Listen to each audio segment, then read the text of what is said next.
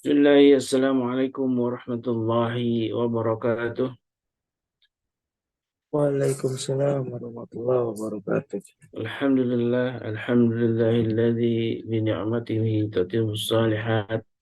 Asyhadu an la ilaha illallah wa asyhadu anna Muhammadan abduhu wa rasuluh. Allahumma shalli wa sallim wa karim wa barik ala nabiyyina wa syafi'ina wa maulana Muhammad wa ala alihi wa sahbihi wa man ittaba'ahum bi ihsanin ila yaumiddin. Amma ba'd. Sahabatku MKI yang dimuliakan Allah, bagaimana kabarnya pagi ini?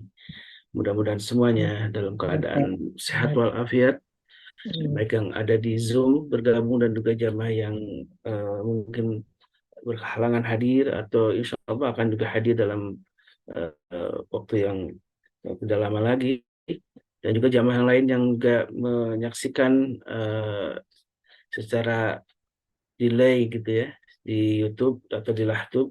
Mudah-mudahan Allah juga senantiasa memberkahi kita semua karena sebuah kajian ilmu yang sebagaimana dijanjikan oleh Allah Subhanahu wa taala dan juga sahabat dan juga nabinya Muhammad alaihi salatu wassalam, tentang bagaimana kemuliaan majlis ilmu, sebuah majlis yang Allah angkat derajatnya di bagi orang-orang yang memang senantiasa ingin mendapatkan ilmu dari Allah Subhanahu wa taala. Sahabatku yang dimuliakan Allah, salawat dan salam tentu senantiasa kita curahkan kepada baginda Nabi kita Muhammad bin Abdullah alaihi salatu wassalam beserta keluarganya dan juga eh, para sahabatnya, dan juga mudah-mudahan kita semua eh, majlis jamaah majlis keluarga Indonesia yang juga bagian dari umat akhir zaman dari Nabi kita Muhammad SAW,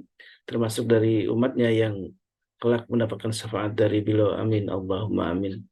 Tentu ada syarat dan ketentuan ya bagi siapa yang tentu menegakkan syariatnya, syariat dari uh, Allah Subhanahu wa taala, dan juga menegakkan sunnah-sunnah Nabi kita Muhammad SAW, maka mereka lah yang yang dijanjikan oleh Allah Subhanahu wa taala menjadi orang-orang yang mendapat naungan yang tidak ada naungan pada hari itu kecuali naungan dari Allah Subhanahu wa taala. Baik jamaah yang dimuliakan Allah, kita di pagi ini di hari eh, Rabu ya, di Rabu di tanggal 16 Agustus yang insya Allah di tanggal 17 itu menjadi sebuah hari bagi bangsa kita di Indonesia karena merayakan kemerdekaan, dan dengan rahmat Allah kita alhamdulillah mendapatkan kemerdekaan itu, dan berkat dari perjuangan para syuhada gitu ya, para ulama yang dari dahulu sudah berusaha untuk menegakkan jihad fisabilillah. Baik jamaah yang dimuliakan Allah, masih ingat dengan beberapa asma ya yang sudah kita bahas bersama guru kita Ustadz Dodi Al-Jabari, dari mulai Ar-Rahman Ar-Rahim sampai sekarang di asma yang ketujuh ya. Sebagaimana kita ambil salah satu ayat dalam surat Al-Hasyr di ayat ke-23, disebutkan tentang asma-asma Allah, dan sekarang kita menginjak kepada asma yang ketujuh yaitu Al-Muhaimin. Kemarin di minggu lalu kita sudah membahas tentang uh, Al-Mu'min ya. Al-Mu'min, Al-Muhaimin. Sekarang Al-Muhaimin itu salah satu asma Allah yang artinya maha memelihara, maha menjaga, dan insya Allah akan dikupas oleh guru kita Ustaz Dodi Al-Jambari tentang kedalaman dari asma yang agung ini. Saya sapa dulu guru kita. Assalamualaikum Ustaz Dodi, kaifa halukum? Waalaikumsalam warahmatullahi wabarakatuh. Alhamdulillah bi khair wal afiyat bi barakati doaikum. Wa anta kifalak? Alhamdulillah bi khairin. Insyaallah. Alhamdulillah. Insyaallah, insyaallah. Tabarakallah. Masya Allah, tabarakallah, keberkahan yang selalu menyertai kita menjadi harapan dunia ya semuanya. Keberkahan untuk kita dan keluarga kita. Dan di pagi ini dengan wasilah kita mempelajari asma Allah, sifat-sifat Allah, mempelajari nama-nama Allah yang Maha Agung ini mudah-mudahan menambah keimanan kita dan kita mampu mengaplikasinya dalam kehidupan sehari kita. Karena itulah kita berguru di pagi ini mengambil hikmah pelajaran dari guru Ustaz dari Al-Jambari dan sama-sama kita berazam untuk menjadi pribadi yang lebih baik lagi. Amin. Baik, Ustaz Dodi, Faliyatafaddal Mashkuro untuk memulai kajian tentang Asmaul Husna The Series yang kita sudah menginjak kepada asma yang ketujuh ya, Al-Muhaimin. Baik. Bismillah. Salatu wassalamu ala Rasulillah. Assalamualaikum warahmatullahi wabarakatuh. Waalaikumsalam warahmatullahi Waalaikumsalam wabarakatuh. warahmatullahi wabarakatuh. Innalhamdulillah. Nahmaduhu wa nasta'inuhu wa nastaghfiruh. Wa na'udzu billahi min syururi anfusina wa min sayyiati a'malina. May yahdihillahu fala mudilla lahu wa may yudlil falan tajida lahu waliyyan mursyida. Asyhadu an la ilaha illallah wahdahu la syarika lah wa asyhadu anna Muhammadan abduhu wa rasuluh la nabiyya wa rasulullah ba'da. Allahumma salli wa sallim wa barik ala nabiyyina Muhammadin wa ala alihi wa sahbihi wa mawala wa la hawla wa la quwata illa billah ma ba'd. Sahabat yang baik dimanapun berada, jangan lupa di surga semuanya. Kebersyukuran adalah sebuah keniscayaan dan selalu serta salam semoga senantiasa tercurah ke hadirat Rasulullah Sallallahu Alaihi Wasallam berikut para keluarga, sahabat dan para pecinta risalah dan syariat beliau hingga akhir zaman. Mudah-mudahan kita yang hadir pada kesempatan pagi hari ini bisa menjadi bagian dari golongan orang-orang yang merdeka dari kesyirikan, merdeka dari kemaksiatan, merdeka dari bertunduk kepada Allah Subhanahu wa taala, karena bagaimanapun sejatinya ketika kita belajar sejarah di 78 tahun yang lalu, kemerdekaan yang sebenarnya disampaikan itu ya ini tanggal 16 Agustus. Jadi di hadapan 7 orang ada beberapa nama yang kalau kita bacakan dalam sejarahnya, kemudian memaksa Bung Karno untuk memproklamirkan kemerdekaan. Akan tetapi ketika bicara tentang pemberian kemerdekaan, yaitu diserahkan kemerdekaannya yakni mestinya tanggal 24 Agustus 1945. Tetapi para pejuang kemerdekaan kita paham betul bahwa konsesi PBB di Swiss itu jika sebuah negara diberikan kemerdekaannya, maka dia akan dikembalikan kepada penjajah sebelumnya. Maka dari Jepang kemudian diserahkan kepada Belanda. Apa yang terjadi? Maka diculiklah Bung Karno ini, kemudian sampai ke Rengas Dengklok, dan kemudian diucapkanlah proklamasi itu di 7 orang itu. Akan tetapi kan tidak tersiar secara luas. Maka kemudian Pegangsaan, di mana tempat proklamasi itu yang kita kenal, seperti yang tadi Ustadz Khalis sampaikan, maka yang terjadi dengan pendokumentasian ulang, kemudian disampaikan di halayak ramai, dan kemudian betul-betul disampaikan di sana. Maka Indonesia adalah satunya negara yang kemudian membebaskan dirinya dan memproklamirkan kemerdekaannya sebelum diberikan kemerdekaan. Jadi sebelum tanggal 24 kita sudah memerdekakan diri di tanggal 17 itu. Makanya ketika Belanda kembali ya, lewat Surabaya di November itu baru kemudian digempur oleh Bung Tomo dan lain-lain. Jadi ini betul-betul sebuah kemerdekaan yang mestinya uh, kita bisa memerangi hal-hal yang kemudian uh, Allah Subhanahu wa taala hadirkan kepada kita.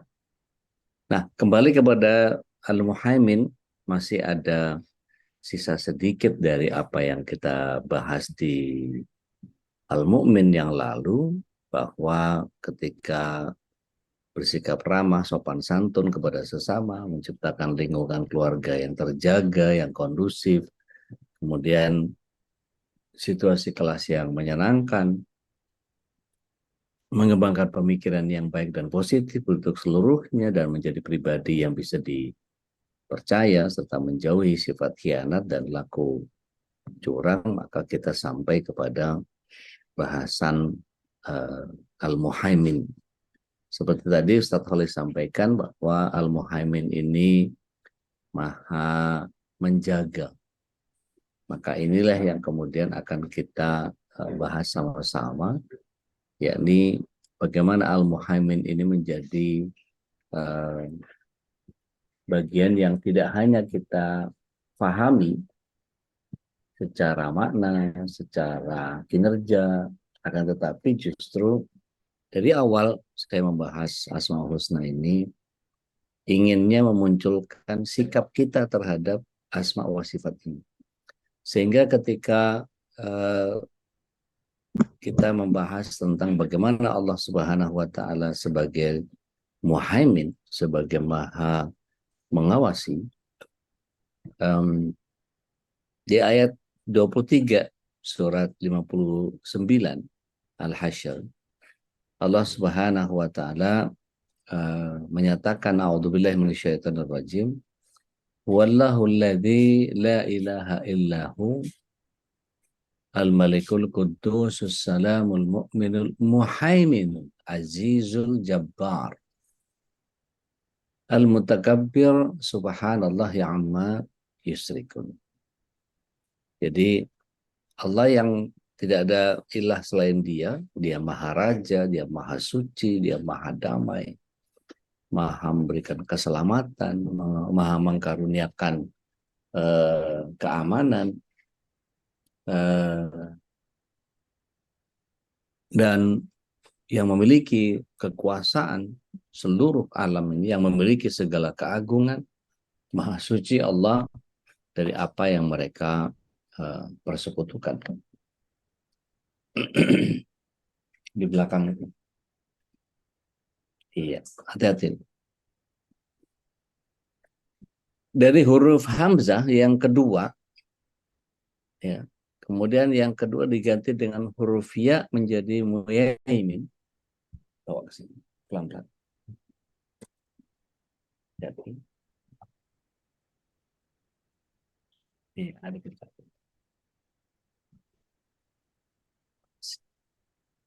Yang itu mati.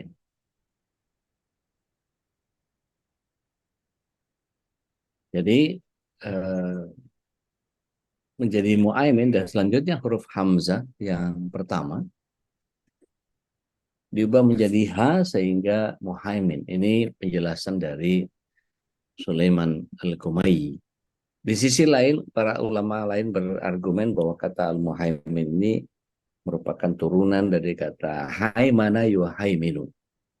Dan berdasarkan ini artinya al-muhaimin itu maha memelihara, menjaga, mengawasi, merawat, ya, dan menjadi saksi pada sesuatu serta memeliharanya. Jadi konteks memelihara ini dimaknai dengan terpeliharanya keperluan seluruh makhluk ciptaannya, mulai dari pekerjaan, rezeki, ajal, sampai seluruh urusan di dunia. Maka memelihara ini adalah sifat atau kinerja daripada murabbi. Dan Allah SWT sebagai murabbi, sebagai Rabb, maka kita akan menjadi manusia yang tidak akan pernah punya kesedihan, tidak akan pernah punya uh, ketakutan atau kekhawatiran. Kenapa? Di dalam surat 46 ayat 13 Allah Subhanahu wa taala menyatakan innal ladzina qalu rabbunallahu tsumastaqamu fala khaufun 'alaihim wa lahum yahzanun. Sungguh ketika orang menjadikan Allah SWT sebagai Rabb-nya, maka tidak akan pernah ada kekhawatiran, tidak akan pernah ada kesedihan. Nah ini yang kemudian setiap kita seperti dituntut untuk jadikan Allah SWT sebagai Rabb, maka kau tidak akan punya kesedihan, tidak akan punya kegelisahan, tidak punya kekhawatiran. Karena apa? Semua dipelihara oleh Allah SWT, semua dijaga oleh Allah SWT. Rizki kita, mungkin kalau kita lihat ya orang-orang Arab pada umumnya begitu ya, ketika kita masuk ke imigrasi, itu ada yang nonton bola, ada yang ngobrol, ada yang ngeteh, ada yang santai banget mereka itu. Dan kita yang nungguin ngantri udah pegel gitu kan ya. Tapi kita kadang nggak bisa bahasanya, jadi cuman pasrah terima uh, perlakuan mereka seperti itu. Dan ini yang kemudian membuat uh, mereka menjadi kita harus tahu kenapa. Mereka sangat yakin kepada Allah Subhanahu wa taala. Mereka mau rajin kayak apa, mereka mau uh, males kayak apa, ya rezekinya udah ditakar dan mereka yakin itu. Jadi ya biasa-biasa aja lah, ini kan cuma dunia, urusan kita itu akhirat.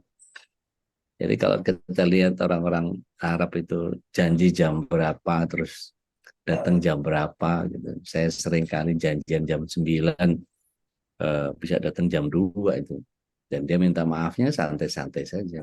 Afwan, ini tadi begini begitu ya sudah. Maka hanya bisa memaklumi saja kondisi-kondisi seperti itu. Sudahlah gitu. Kita di Indonesia nggak jauh beda lah gitu. Tapi ya nggak separah itu. Nah,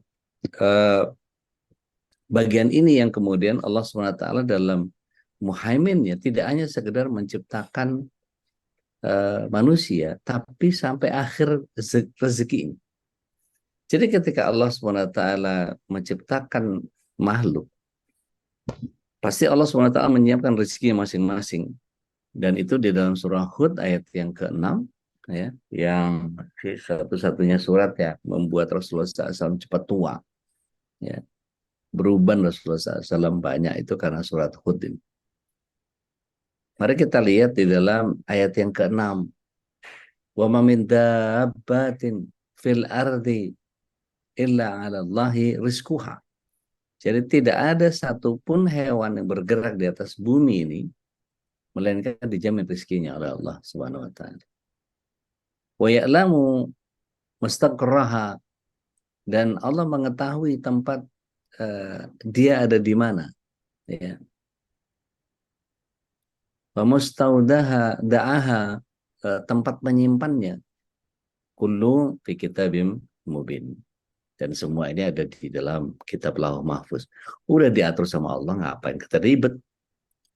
Kita tinggal menjemput takdir saja.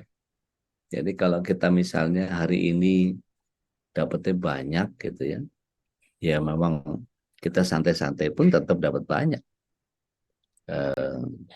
Kalau tiba-tiba misalnya kita disempitkan oleh Allah rezekinya, maka ya mau berupaya kayak apapun, kita pernah lihat ya orang-orang di sekitar kita, ada yang ikhtiar ini, ikhtiar itu, usaha ini, usaha itu, tapi kok nggak bisa ya, kok nggak berhasil ya. Usaha nyoba ini gagal, bisnis anu gagal, nyoba invest ini gagal, apalah segala macam dan seterusnya. Kok lenyap-lenyap aja kok, ternyata Allah SWT sudah mendesain rezekinya ya cuma segitu-gitunya gitu. Jadi makanya kemudian buat orang yang tahu betul bahwa kita menjemput takdir saja. Gitu.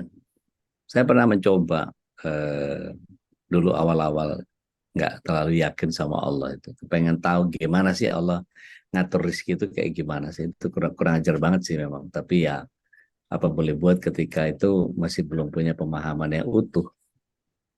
Eh, Ingin membuktikan bahwa gimana sih Allah SWT ngerawat saya, ngurus saya gitu. Maka yang terjadi ketika itu saya mencoba untuk mengganjal rizki yang Allah SWT berikan kepada saya. Saya tidak mau terima rezeki yang datang dari luar gaji pekerjaan saya. Jadi eh, ketika itu seru sih. Jadi eh, saya pengen tahu Allah sampai sampai mana gitu. Ternyata apa yang terjadi? eh, saya ketika itu keluar dari pekerjaan karena eh, ada satu konflik dengan atasan. Jadi konfliknya nggak usah perlu saya ceritakan, tapi intinya saya resign. Begitu di rumah, tiba-tiba eh, anak buah saya, bekas anak buah saya, kemudian tiba-tiba kontak. Eh, Dulu kalau nggak salah punya baby box deh. Oh iya ada, saya bilang. Eh, Boleh nggak pinjem buat pemotretan? Soalnya produsen baby boxnya lagi mau bikin eh, promo dengan produk barunya. Jadi korden apa kelambu bayi itu. Akhirnya saya bilang, oh ya boleh, saya bilang. Sementara anak saya tidur di kasur bareng sama keluarganya, sama bapak ibunya. Setelah itu diminta untuk ukur eh, panjang, lebar, tinggi, kemudian saya fax. Dan kemudian dia bilang, tolong dipretelin ya, tolong dipretelin nanti saya ke sana udah bentuk pretelan, jadi nanti tinggal saya pasang lagi. Baut-bautnya diperhatiin bilang, siap, karena dia yang jadi pemberi perintah, saya insya Allah. Kemudian eh, karena bilangnya pinjem, ya sudah pinjem. Ya saya nothing tulus saja. Terus begitu dia bawa, 2 hari dia buat pakai untuk pemotretan iklannya, terus kemudian dikembalikan.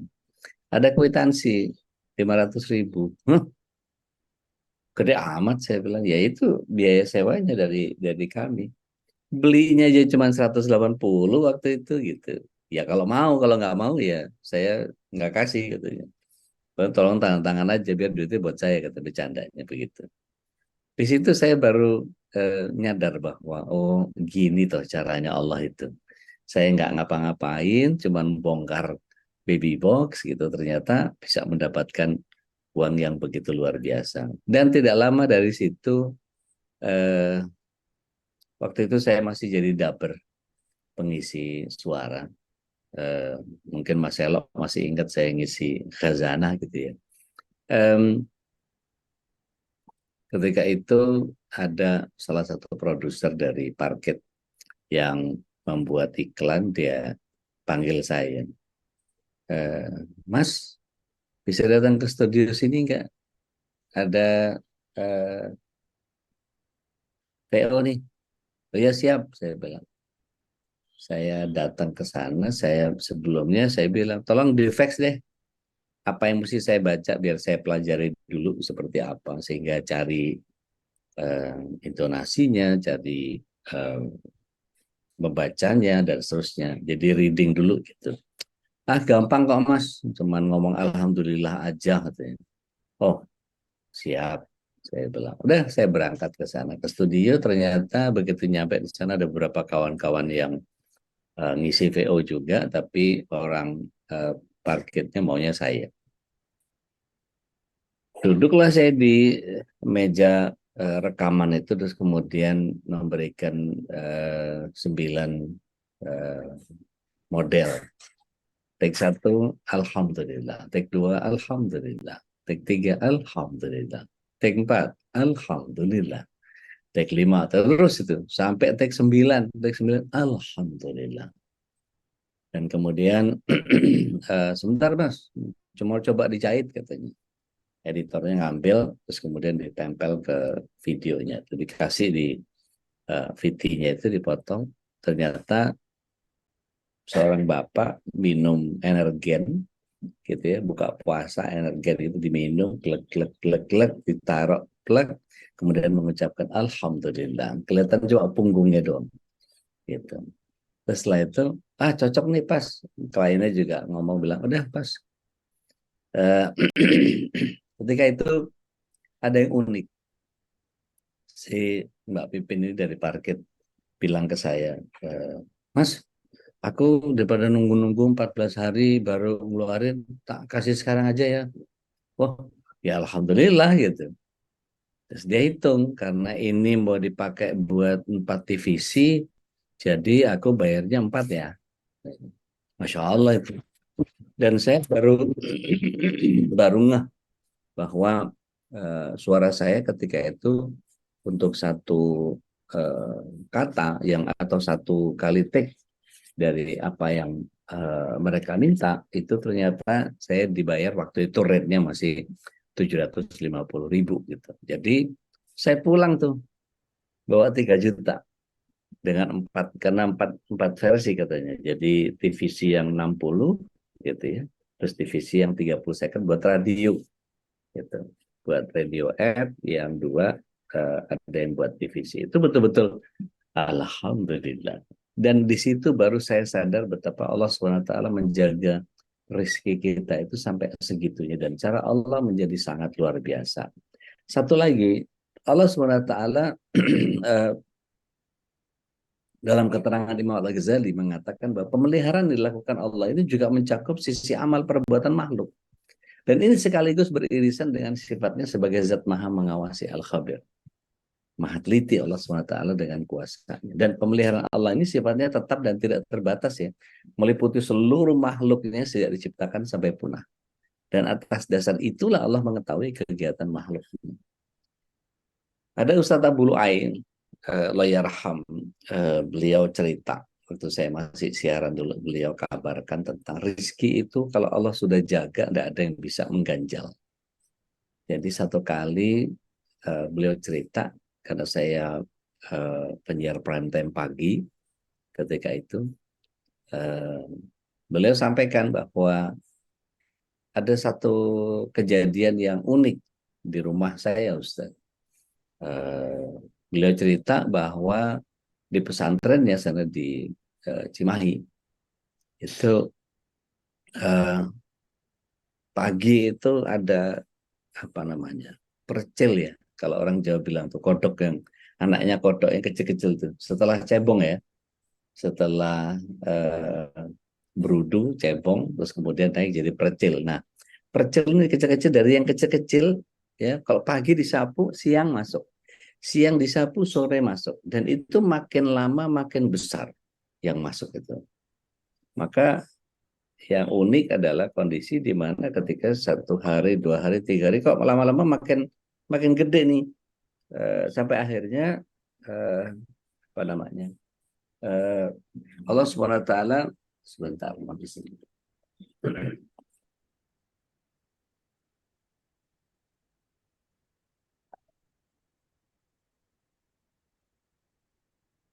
Allah SWT kehendaki di kamar mandi itu ada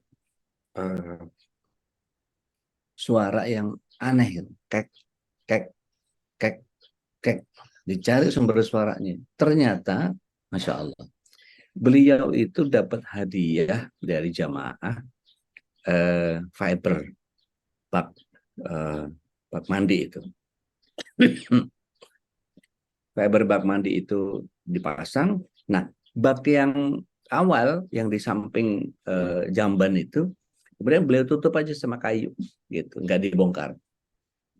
Nah, di situ rupanya ada ular ya, yang badannya masih di dalam bak itu. Kepalanya muncul dari balik jepitan kayu itu muncul, rupanya dia gigit kodok yang eh, datang terus dari pagi siang malam itu. Dia gigit tapi nggak bisa dibawa masuk karena badannya sudah terlalu besar. Dia keluar juga nggak bisa karena badannya juga terlalu besar. Apa yang terjadi kemudian? Ya memang dibunuh sih sama Ustaz Abdul Layarham ketika itu. Tapi di situ beliau ajarkan kepada kita bahwa bahkan sampai kepada amal makhluk yang namanya percil ini, anak-anak kodok ini, kemudian bisa datang langsung menyerahkan dirinya atas atas perintah dari Allah Subhanahu wa taala, maka kemudian percil ini mengorbankan dirinya untuk jadi rizkinya si ular. Meskipun akhirnya dibunuh ularnya, tapi wow, betapa luar biasa kuasa Allah Subhanahu wa taala membuat si ular ini kemudian masuk ke situ, tidak bisa keluar gitu ya. Tapi Allah kirimkan makanannya. Padahal burung saja kalau kita perhatikan gitu ya, mereka pergi pagi pulang sore dalam keadaan kenyang. Tidak ada Allah Subhanahu wa taala menebarkan biji-biji makanan mereka tuh ke dalam sarang gitu, nggak pernah. Gitu. Maka dari sinilah kemudian Al-Muhaimin menjaga kita, termasuk daripada bagian yang harus kita teladani. Bagaimana meneladani Muhaimin ini? Memelihara ini bisa dilakukan dengan cara memelihara apa saja yang kita miliki. Maka selain menjaga, merawat apa yang dititipkan orang lain kepada kita, ini juga termasuk dalam sikap meneladani nama baik ya, Allah Tabaraka wa Ta'ala. Dan dikisahkan Rasulullah SAW pernah bekerja mengembalakan domba keluarganya di Haji ya, dan domba penduduk Mekah. Maka tugas Rasulullah SAW sebagai penggembala adalah merawat domba peliharaan tersebut. Apa yang dia lakukan saat merawat? Yang beliau lakukan adalah memberi makan, menjaga dari gangguan hewan lain, menjaga kesehatan domba. Dengan demikian domba-domba ini bisa hidup dengan baik, aman, dan berkembang biak. Maka satu siang ketika Rasulullah SAW sebentar, oke.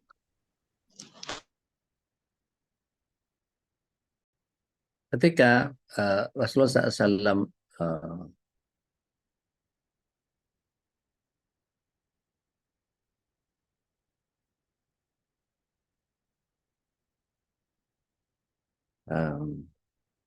ketika Rasulullah SAW rajin juga membersihkan domba-domba ini, tetap dijaga ya, dan kemudian dibawa ke padang rumput ya, di sana dia biarkan domba-domba itu makan dari rumputan dan dijaga dari hewan pemangsang. Dan beliau oleh Wasallam ketika dititipi ya gerabah oleh seseorang, maka Rasulullah SAW menjaga gerabah itu sejak dititipkan sampai orang itu kembali dari keperluannya. Masya Allah. Dan gerabah itu masih ada di pangkuan Rasulullah SAW seperti semula ketika dititipkan. Masya Allah. Maka Ahmad Mustafa Al-Maraghi menyatakan bahwa amanah adalah sesuatu yang harus dipelihara dan dijaga agar sampai kepada yang berhak memilikinya. Ibnu Arabi menyatakan bahwa amanah adalah segala sesuatu yang diambil dengan izin pemiliknya atau sesuatu yang diambil dengan izin pemiliknya untuk diambil manfaatnya. Jadi ketika Rasulullah SAW dititipi kemudian dia jaga sampai sore, itulah cara memunculkan sikap bagaimana menjaga amanah tadi sehingga al-muhaimin dari Allah SWT kita mampu menyikapinya sebagai menjaga amanah. Panitia pemegang donasi untuk anak yatim, maka dia harus menjalankan amanah sesuai dengan akadnya. Karena donasi buat anak yatim, maka jangan dicampur dengan bagian di mana ini ada sisa, makan-makan yuk, nggak boleh. Gitu. Makan-makan duit sendiri, gitu. Yang ini betul-betul dikhususkan untuk anak yatim. Bantuan donasi musibah gempa, maka ketika kita sudah berikan saluran segala macam ini itu, boleh nggak ngambil buat operasional? Boleh, karena diantaranya kan pakai mobil sewaan misalnya, atau kondisi yang kemudian membuat kita jadi harus nyewa mobil gitu. Dan seterusnya. Maka biaya-biaya itu tidak boleh kemudian, ini biaya buat saya, biaya. Padahal kita diamanahi untuk menyampaikan itu. Kemudian banyak dari antara bendahara-bendahara yang hati-hati ini, bukan yang nyindir Bu Yanti ya, tapi kalau Bu Yanti sih insya Allah amanah lah. Beliau nggak butuh duit, beliau butuhnya amal soleh buat ke surga. Abu Fajar Al-Kalami menambahkan 3 hal untuk meneladani Asmaul Husna yang muhaimin ini. Pertama, memelihara hati supaya terhindar dari segala penyakit hati. Ini sifatnya ilahiyah. Yang kedua, memelihara anggota tubuh agar terhindar penyakit. Maka olahraga itu adalah amanah bagaimana Allah SWT memberikan tubuh kita untuk dipelihara. Kalau badan itu butuh olahraga, kira-kira hati nurani kita juga butuh nggak kepada asupan-asupan ruhiyah? Pasti. Dan memelihara lingkungan eksternal dengan hubungan orang di sekitar dalam konteks muamalah, ini adalah bagian yang kemudian kita bisa meneladani Asmaul Husna-nya. Nah, ini yang kemudian membuat kita menjadi harus paham bahwa sebentar. Mana sih? Sebentar.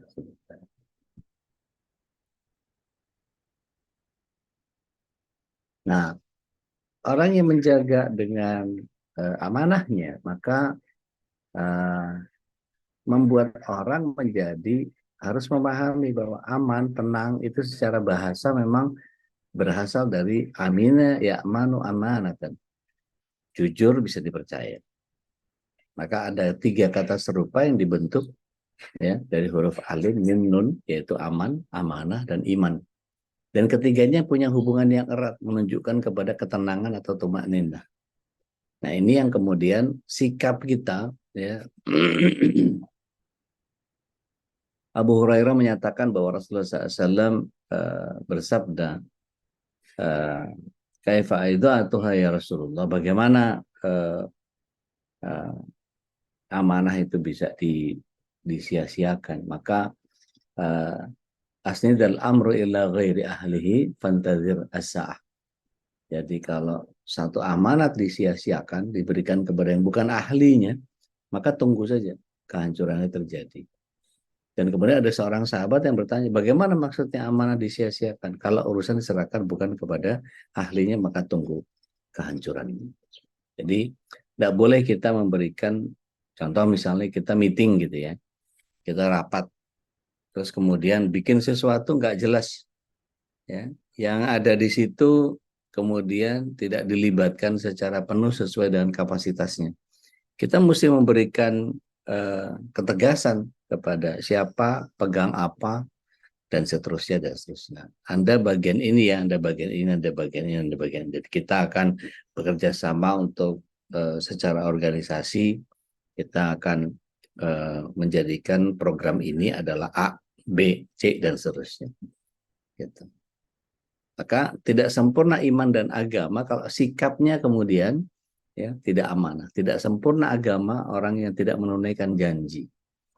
Jadi kalau lihat tadi contohnya orang Arab kenapa nggak amanah, disuruh janji jam berapa, datang jam berapa, itu bagian yang kemudian membuat kita jadi paham bahwa ternyata kenapa Nabi diturunkan di Arab, karena kelakuan mereka ya seperti itu gitu ya. Innama bu'itsu liutamima makarimal akhlak.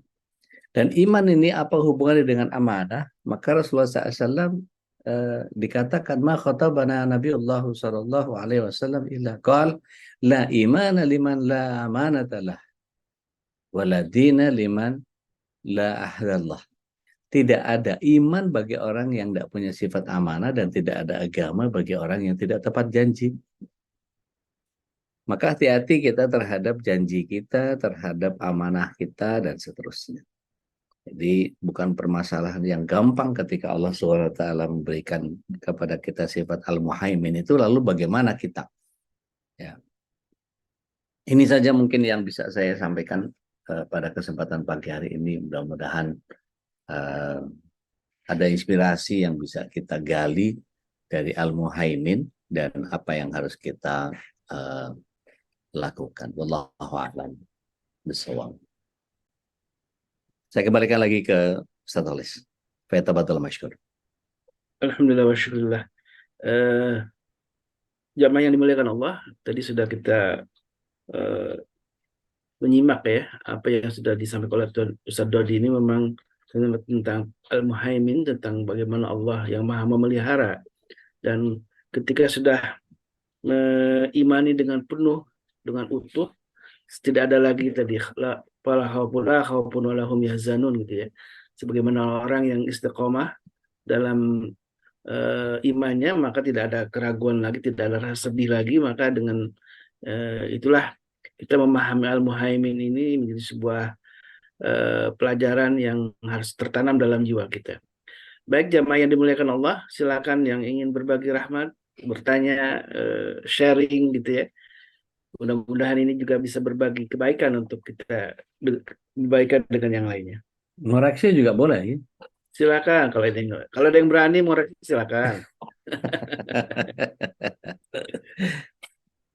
Ada Bu Yanti nih, Tats, gimana kalau donasinya atas nama yatim dan duafa? Maka sampaikan kepada yatim dan duafa. Gitu. Misalnya program kita yatim dan duafa kali ini kita salurkan kepada khitan. Maka seluruh biaya khitan, gitu, kebutuhan beli perban, butuh beli obat anestesi, beli jarum suntik, apa segala macam dan seterusnya, maka itu dipergunakan untuk donasi, itu bisa digunakan untuk itu, nggak ada masalah. Tapi buat makan-makan jangan, gitu. Buat nganter panitia nggak apa-apa, gitu. Tapi artinya penyalahgunaannya tidak boleh dilakukan ketika memang atas namanya anak yatim dan duafa. Artinya kalau kemudian kita geser kepada ini ada mu'alaf nih, biar kita berikan kebahagiaan dulu kepada dia, atau ada gorimin gitu, kita sisihkan buat dia, atau untuk amil nggak boleh. Ya. Sama seperti ketika misalnya potong Idul Adha, potong kurban.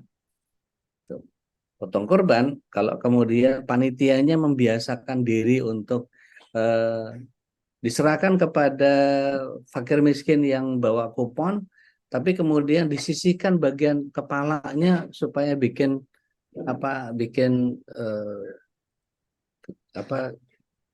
jagal kepala sapi gitu, dibikin kayak semur gitu. Wah, itu enak banget. Terus kemudian panitianya bilang ini pokoknya kepalanya buat panitia, nggak boleh begitu gitu. Jadi emang amanahnya buat itu, maka sampai kepada kulit-kulit dan kepalanya pun harus disampaikan kepada fakir miskin itu. Idul Fitri misalnya, Idul Fitri itu beras boleh nggak diberikan kepada panitia? Kan surat 9 ayat 60 ada jatahnya panitia, ada 1/8. Nggak boleh, karena peruntukannya Idul Fitri itu beras-beras itu untuk fakir miskin, bukan buat bukan buat panitia. Yang dimaksud untuk panitia itu apa? Zakat mal, itu baru boleh gitu. Teh ina, mangga teh ina. Nuhun. Assalamualaikum warahmatullahi wabarakatuh. Waalaikumsalam warahmatullahi wabarakatuh. Udah nanti izin di-share lagi slide akhir yang tadi udah. Punten. Pertanyaan Ya. saya ini masalah ikhtiar atau rezeki tadi udah bilang Ya. orang yang ongkang-ongkang dengan orang yang kerja mati-matian tuh rezekinya sama gitu loh. Itu maksudnya besarannya atau gimana ya udah? Kalau kita Baik. diam-diam aja sama yang ikhtiar terus sama, terus gimana itu udah? Baik. Khair udah. Bismillah, salatu wassalamu ala rasulillah. Abdurrahman bin Auf itu orang yang kaya ketika di lingkungan para sahabat. Ketika hijrah, beliau ditahan semua hartanya sama orang kafir Quraisy. Nggak boleh bawa sesuatu yang engkau cari di Mekah. maka bawa saja apa yang kau punya sekarang ini. Bahkan istrinya nggak boleh dibawa. Dia nggak boleh bekal. Akhirnya karena lebih cinta kepada agama Rasulullah SAW, maka dia katakan kepada istrinya, kamu tetap di sini dulu, tunggu sampai semuanya settle, dan kita akan kembali seperti semula. Bahkan istrinya nggak boleh dibawa. Akhirnya apa yang terjadi begitu sampai di Madinah, Rasulullah SAW mengakhwainkan Abdurrahman bin Auf ini dengan Sa'ad bin Rabi'. Digamit tangannya Sa'ad bin Rabi', digamit tangannya Abdurrahman bin Auf. Kemudian sejak hari ini kalian bersaudara. Nggak punya apa-apa loh ini, nol. Gitu.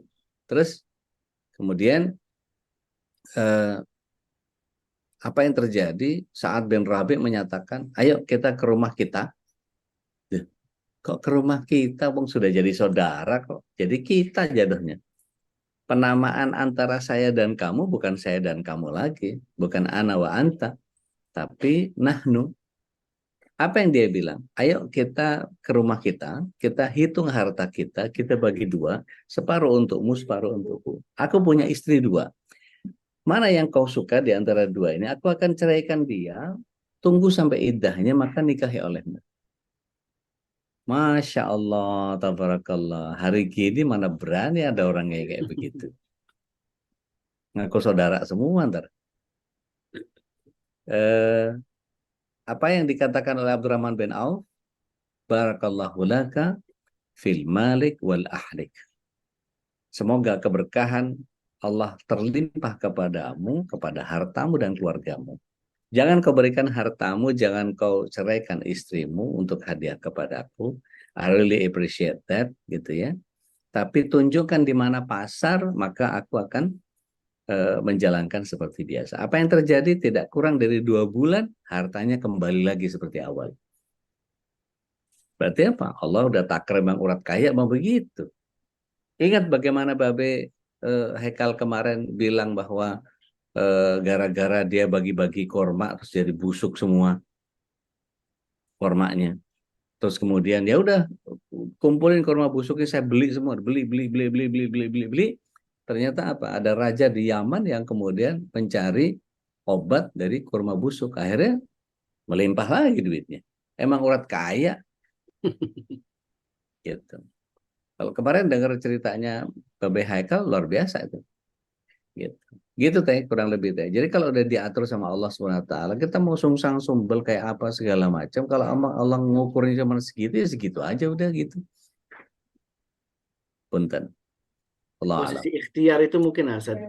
Iya, ikhtiar itu jangan termakan sama meme yang disebar sama kawan-kawan apa ikhtiar itu tidak mengkhianati hasil.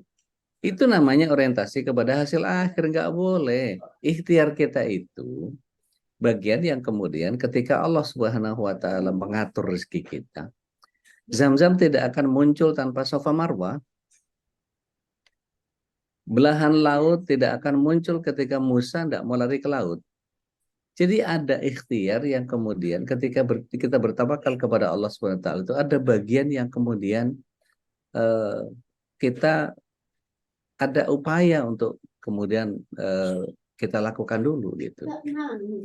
Nabi Ibrahim alaihissalam tidak akan mulia menjadi orang yang selamat dari kobaran api selama 40 hari kalau beliau tidak ngancurin ruang berhalanya Raja Namrud. Jadi ada ikhtiar dari bagian yang kemudian kita pahami. Gitu. Wallahu a'lam. Artinya ikhtiar tidak menentukan hasil ya, Ustaz? Enggak. Itu ikhtiar itu bagian dari upaya kita, tapi hasil akhir punya Allah. Boleh nggak kita menentukan hasil akhir? Nggak boleh, karena hasil akhir bukan punya kita. Kita akan kecewa ketika misalnya katakanlah Ibunda Hajar berharap dari Sofa ada air, dari Marwah ada air. Ternyata di Sofa nggak muncul air, di Marwah nggak dapat air. Kecewa. Ya.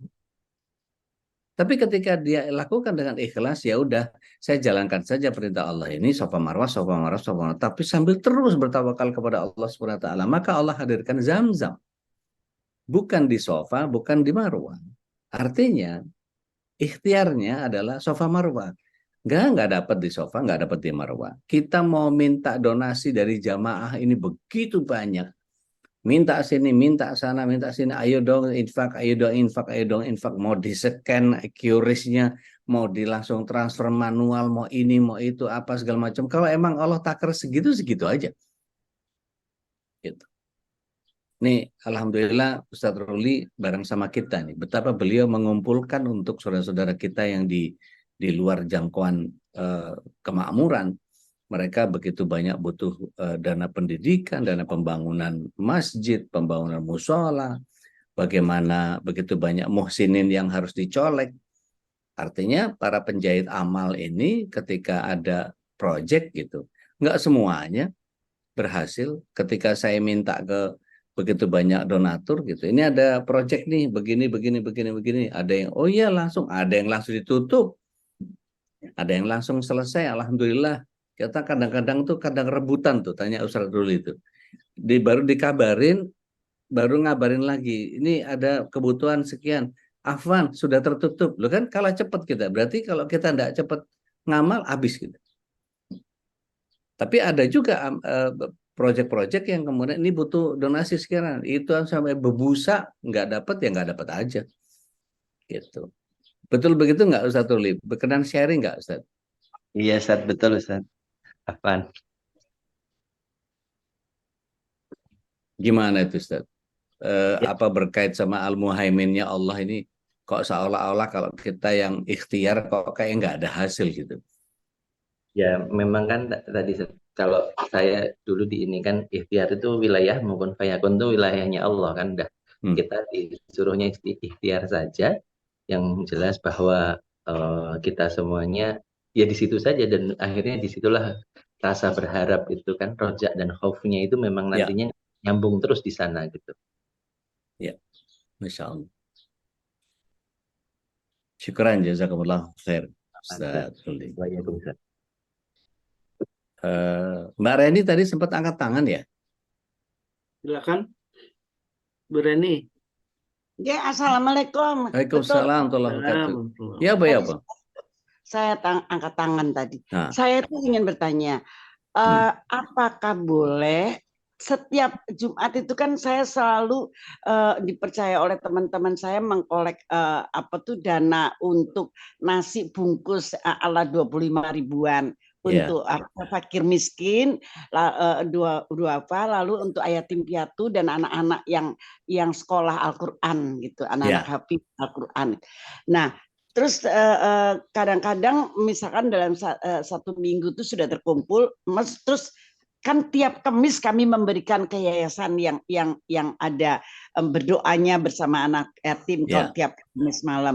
Lalu Jumatnya itu tiba-tiba ada yang ngasih lagi, berarti kan ada sisa kan? Ada sisa 100 atau 200 atau 300 sampai pernah sisa 500 gitu.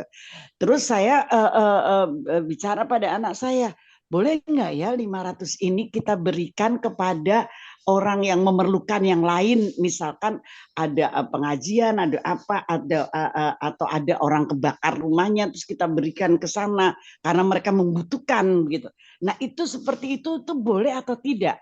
Bukan diambil untuk saya makan tuh kan, tapi saya subkan ke tempat yang lain. Dipindahkan ya.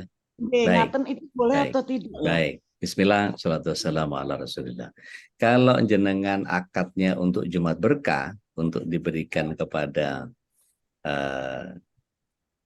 sesuai dengan permintaan, ini untuk ABCDE. Gitu Jumat peduli. Iya, peduli Jumat atau Jumat peduli. Ini khusus untuk ini apa segala macam. Nah, kelebihan itu diakadkan jika terjadi kelebihan maka gitu. Jadi ada omongan. Kalau ini ada kelebihan maka kami akan salurkan untuk amalan kebaikan yang lain. Gitu. Atau diakumulasikan kepada Jumat depannya. Gitu. Jadi tidak boleh buat sesuatu yang lain. Kalau untuk musibah, untuk kebakar apa segala macam, cari yang lain, gitu.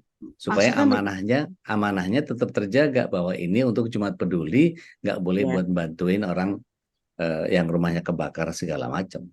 Carikan sumber yang lain. Oh gitu. Karena menjaga amanah tadi.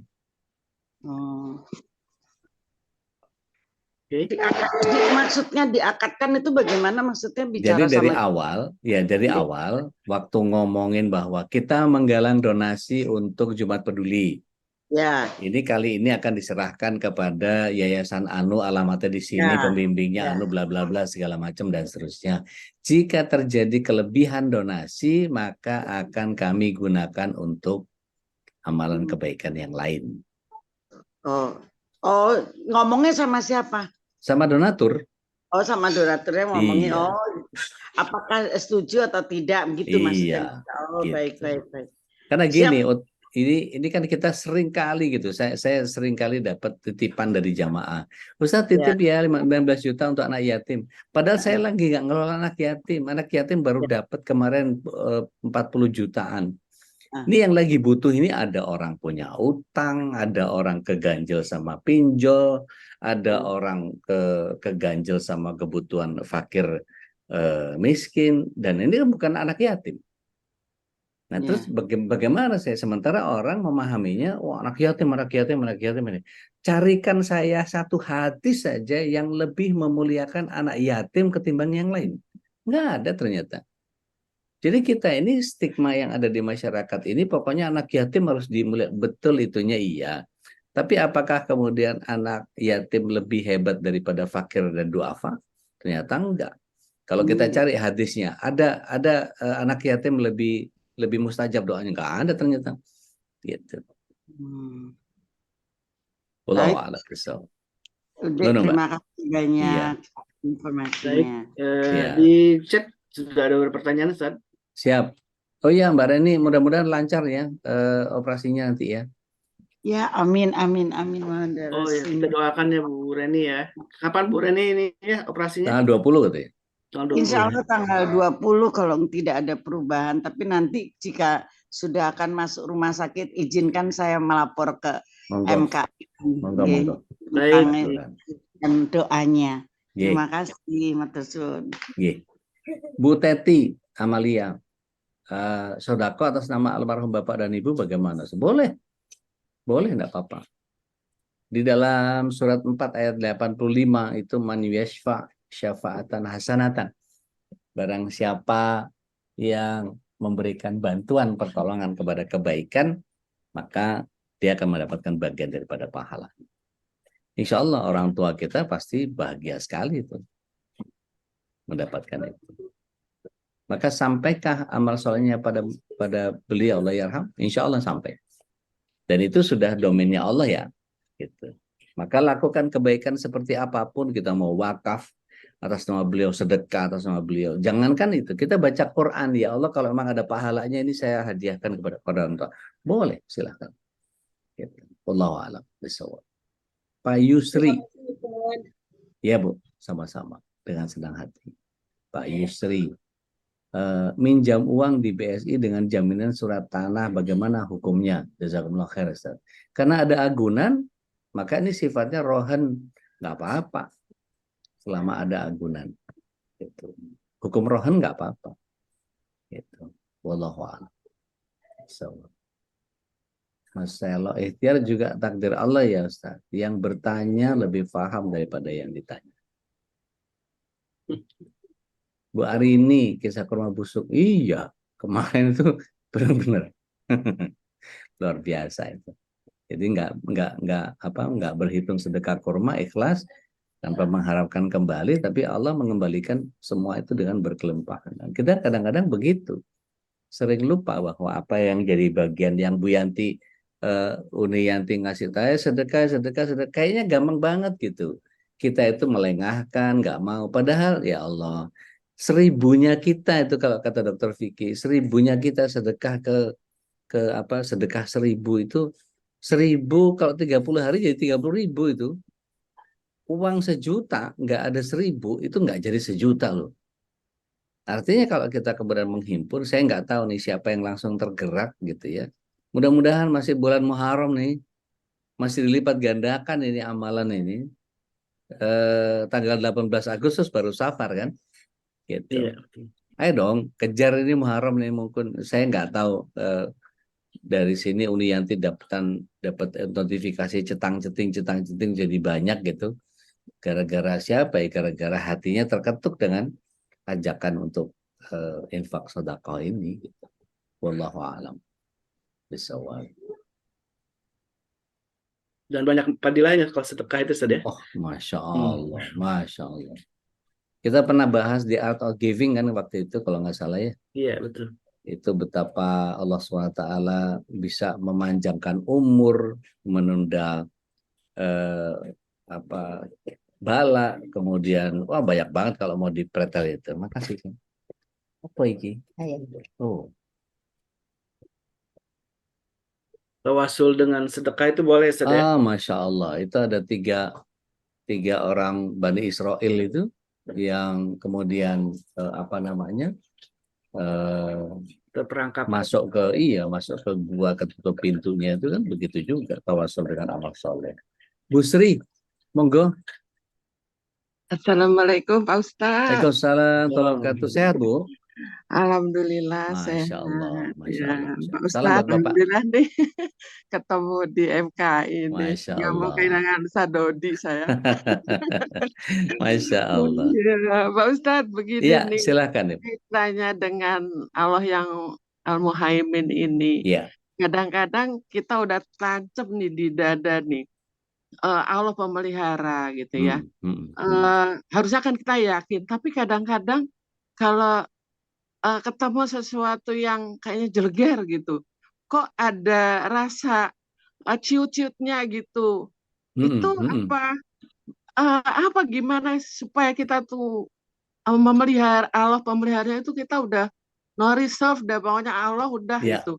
Kita nggak ragu gitu. Itu gimana caranya supaya tertancap gitu loh Pak Ustadz, ngeri kemarahan. Baik. Bismillah. Salatu wassalamu ala Rasulillah. La syukur ala wajib. Iblis itu kan tidak pernah ridho sama orang soleh ya. Jadi kita tuh dibikin was-was saja terus. Dan kalau Rasulullah SAW menyampaikan sesuatu, diantaranya ya, ketika ada seorang yang wafat, kemudian istrinya meratap di kuburannya, kemudian Rasulullah SAW menyatakan fasbir ittaqillah. Allah, kamu tahu apa soal sabar? Maka kemudian anaknya ngasih tahu, Bu, Ibu tahu nggak jawab itu tadi omongan siapa? Siapa emang? Rasul itu yang ngomong kayak begitu. Oh, Rasul. Maka setelah selesai dia ziarah, dia datang kepada Rasulullah SAW. Ya Rasulullah, saya sekarang sudah bisa sabar.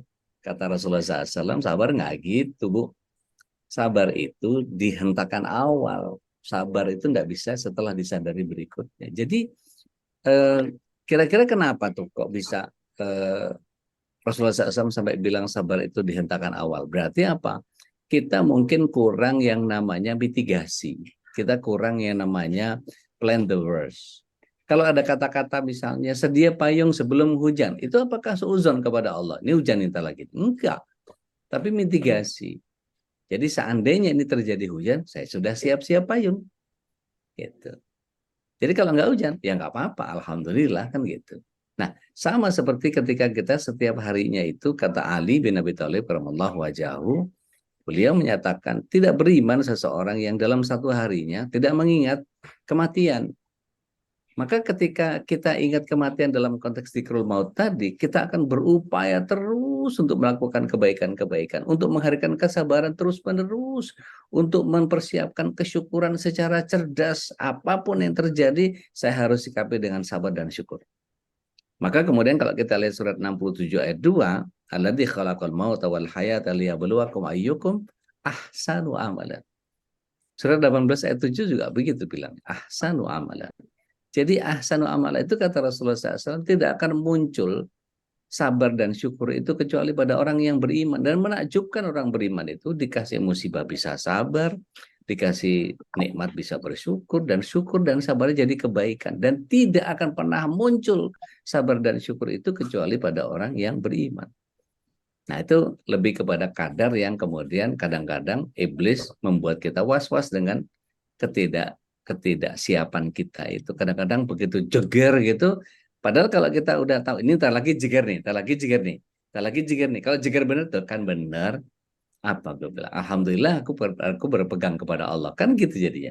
Hmm. Maka pentingnya mitigasi itu jadi bagian yang ini tak lagi ini gagal nih pasti. Tuh kan bener gagal. Ya udah coba lagi aja. Gitu. Jadi balik lagi. Innal ladzina qalu rabbuna Allah tsumma istaqamu fala khaufun 'alaihim wa lahum yahzanun. Saya tahu bahwa sebentar lagi istri saya bisa mati, anak saya bisa mati, ibu saya bisa mati, saya pun bisa mati. Maka apa mitigasinya? Gitu. Persiapkan anak-anak kita kepada keimanan, persiapkan mereka kepada bagian ikhtiar. Gitu. Bahwa ikhtiar harus dijalankan. Rezekinya biar Allah yang ngatur gitu. Wallahu a'lam. Iya, Gitu, Pak Bu. Ustadz. Iya. Iya, belajar terus, Pak Ustadz. Iya, dapat Iya, poinnya ya, Bu ya. Dapat poinnya ya. iya, Ya. dapat ya, Bu. Jadi Ya. mitigasi itu penting. Sedia payung sebelum hujan itu bukan suuzon. Sedia payung sebelum hujan itu kita mitigasi terhadap apa yang akan terjadi setelah ini. Ini begitu saya keluar nih, berarti saya harus hati-hati. Saya nggak boleh kemudian Bismillahirrahmanirrahim. Rabbil ghafur rahim. Allahumma nas'aluka fi safarina hadza albirra wat taqwa bil amali ma tuhibbu wa tarda. Kemudian terus kita ugal-ugalan bahwa ya nggak bener gitu. Tapi kalau kita yakin bahwa ini harus hati-hati, kalau tuh ketabrak juga sama Allah, ya emang di jalan kalau nggak ketabrak ya nabrak kan gitu. Iya, iya, iya. Jadi tahu betul bahwa ini pasti udah di-set sama Allah SWT. Mohon maaf, surat 57 ayat 22 ayat 23. Itu Allah SWT jelas menyampaikan sesuatu yang membuat kita menjadi oh gitu toh gitu. Jadi di surat 57 ayat 22 23 itu dinyatakan a'udzubillahi minasyaitonir rajim ma asaba min musibatin fil ardi aw ala anfusikum illa fi kitabim min qabl. Tidaklah musibah terjadi di dunia atau pada diri kita sendiri itu kecuali Allah SWT sudah tulis di Lauh Mahfuz.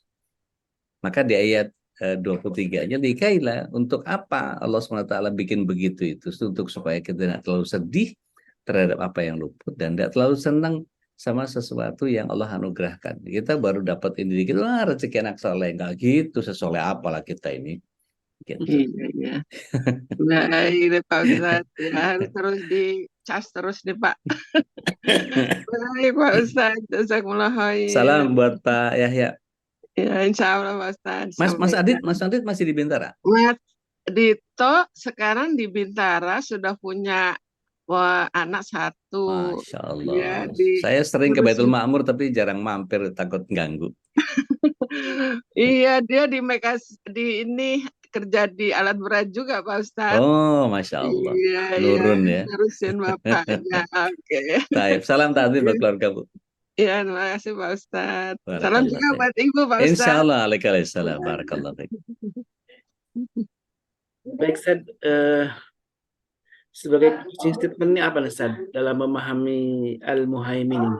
Baik, bismillah, salatu wassalamu ala rasulillah. Ketika Allah Muhaimin, maha menjaga, maka harus muncul dari kita penjagaan itu, kitalah sebagai khalifah, kitalah sebagai penerus tangan Allah, kita sebagai penjaga alam raya dalam keseimbangan antara ikhtiar bumi dan ikhtiar langit.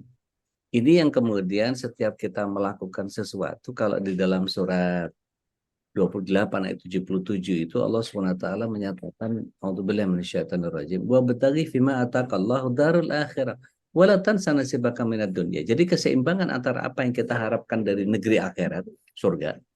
Tapi jangan lupakan bagian yang ada di dunia. Ada bagian surga yang di dunia ini kita bisa nikmati juga. Boleh dong, botram makan enak gitu. Nanti tanggal 2 September itu saya bawa oseng tuna asal Surabaya misalnya gitu ya. Ada yang lain bawa nasinya, ada yang bawa kerupuknya, ada yang bawa buahnya, kita ngumpul makan bareng di situ. Ada banyak hal yang kemudian kita jaga amanahnya. Kalau emang udah janji begitu ya udah bawa gitu. Bismillah.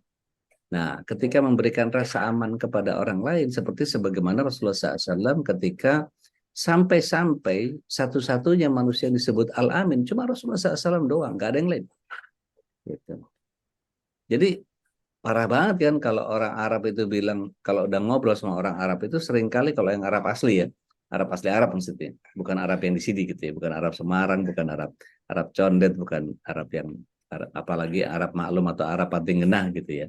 Tapi Arab beneran gitu, itu mereka selalu senantiasa bersumpah, wallah, saking apa namanya, ingin memberikan kesan bahwa apa yang saya sampaikan ini adalah kebenaran. Demi Allah nih, demi Allah nih, demi Allah. Karena apa? Mereka kebanyakan bohong. Sampai-sampai Rasulullah SAW itu kemudian dapat gelar Al-Amin, yang terpercaya. Artinya apa? Beliau alaihissalam menjalankan amanah Muhaimin tadi itu. Sehingga beliau ketika orang-orang apa namanya, orang-orang beberapa kabilah yang ingin mengembalikan batu Hajar Aswad itu, maka mereka bilang daripada rebutan gitu, udah tunggu aja yang keluar dari pintu Babu Salam, pokoknya dia yang akan menetapkan siapa yang berhak untuk mengembalikan Hajar Aswad ini. Mereka berantem untuk 6 kabilah. Maka datang Rasulullah SAW, kemudian dia lepas sorbannya ketika diminta untuk menyampaikan itu, maka beliau letakkan Hajar Aswad itu di tengah sorbannya, kemudian setiap kabilah itu pegang ujung-ujungnya, kemudian dibawa bareng ke depan tempat Hajar Aswad sekarang, kemudian Rasulullah SAW menyematnya kembali, dan everybody happy. Itu luar biasa loh, memunculkan apa namanya, kepercayaan sampai kayak begitu itu. Gitu. Wallahu a'lam bishawab. Mudah-mudahan kita bisa meneladani sikap terhadap Allah yang Al-Muhaimin, sehingga kita juga menjaga orang lain dari lisan kita, menjaga orang lain dari amanah yang diberikan kepada kita. Wallahu a'lam bishawab.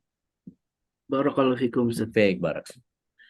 Baik, ya mahin dimuliakan Allah, alhamdulillah wa syukur, kita sudah menuntaskan satu asma yang agung, yang paling agung, yaitu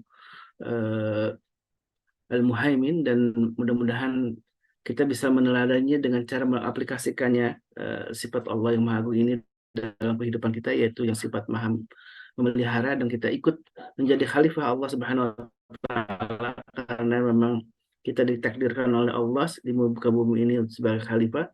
Maka kita akan berusaha untuk menjadi khalifah yang terbaik itu dengan berusaha ikut memelihara bumi ini dan masyarakat yang ada di sekitar kita, dengan salah satunya seperti yang dikatakan tadi Ustaz Dodi, kita berinfak, bersedekah, ikut berbagi gitu ya. Kalau tanggal 2 September nanti ikut bawa botram gitu ya, potluck gitu ya. Insya Allah kita akan sama-sama menikmati kebersamaan gitu ya, dan insya Allah kita akan juga bertemu dengan para guru kita. Ada Ustaz Dodi yang insya Allah akan berbagi kisah hikmah, ada juga Babe Haikal, ada juga Tuan Guru, insya Allah semuanya hadir dalam sunatan khitanan masal, juga ada baksosnya, juga ada tablik akbarnya, insya Allah. Mudah-mudahan ini bagian dari upaya kita untuk mempererat persaudaraan ya. Mungkin kita susah untuk bisa menyamai seperti orang Ansor, akhirnya bagaimana mereka bersaudara dengan kaum Muhajirin, tapi setidaknya kita memiliki niat azam untuk mengikat persaudaraan ini dengan lebih baik lagi, dan inilah bagian dari sunnah, bagian dari perintah dari Allah Subhanahu wa taala. Baik jamaah yang dimuliakan Allah, sebelum diakhiri, kami juga sampaikan insya Allah di pekan depan tanggal 19 September ada ruqyah bersama Ustaz Saha Al-Mudhafari. Silakan untuk segera mendaftar, karena di dalam forum ini kita, di forum ruqyah ini tidak hanya kajian seperti yang di Zoom biasanya kita lakukan, tapi juga akan langsung ada terapi ruqyah. Dan ruqyah adalah sebuah sunnah dari Nabi kita alaihi salatu wassalam, tidak hanya untuk identik misalkan ruqyah dengan hanya berkaitan dengan makhluk gaib, yaitu bangsa jin, tapi sesungguhnya ruqyah adalah bagian dari pengobatan dari Nabi kita untuk berbagai penyakit, dan mudah-mudahan ini adalah sebuah upaya ikhtiar kita untuk mendapat kesembuhan dari Allah Subhanahu wa taala. Mari kita mempelajarinya dari guru kita Ustaz Saha Al-Mudhafari, bagaimana cara meruqyah sesuai dengan yang diajarkan oleh Nabi kita alaihi salatu wassalam. Sebelum ditutup juga ada beberapa pengumuman barangkali yang ingin disampaikan dari pengurus. Dr. Piki, dari panitia Bu Darmi. Baik, kalau tidak ada, alhamdulillah beberapa kebutuhan yang sudah disampaikan oleh Bu Darmi panitia khitan masal seperti yang beberapa hari disampaikan, alhamdulillah untuk kebutuhan khitan masal sudah terpenuhi. Tapi kalau ada yang ingin tetap berbagi, alhamdulillah silakan, karena ini masih banyak kebutuhan-kebutuhan yang lain yang kata Ustaz Dodi bisa nanti disimpan untuk kegiatan, karena insya Allah kita akan juga membuat sebuah klinik khitan gratis ya, klinik khitan, dan tidak lagi perlu harus menunggu setiap 2 bulan atau 3 bulan ada acara khitanan massal, dan itu biasanya berkeliling dari daerah ke daerah lain. Tapi kalau khitan massal ini, klinik khitan ini insya Allah akan dibuka secara rutin, dan ini menjadi sebuah peluang bagi kita semua untuk berbagi dengan orang lain dengan cara ikut mendukung kegiatan-kegiatan Majelis Keluarga Indonesia, dan mudah-mudahan Allah ridha dengan amal kita dan Allah berkahi kita semua.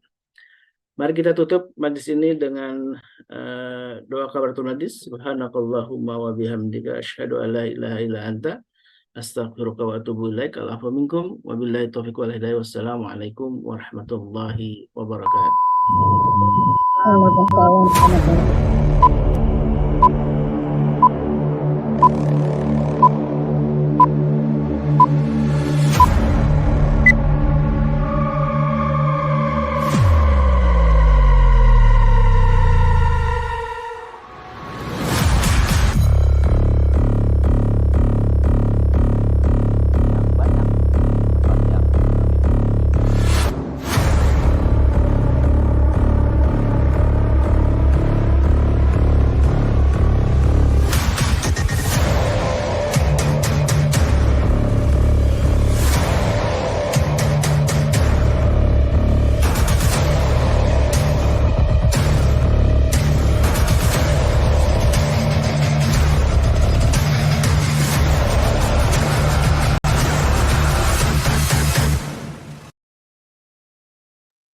Silakan jamaah yang dimuliakan Allah untuk ikut kajian dengan Ustaz Dodi ya. Ahad depan ya. Ahad.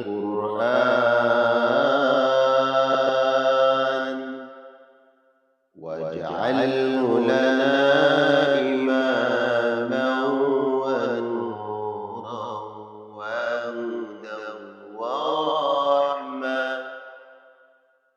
اللهم ذكرنا منه ما نسينا وعلمنا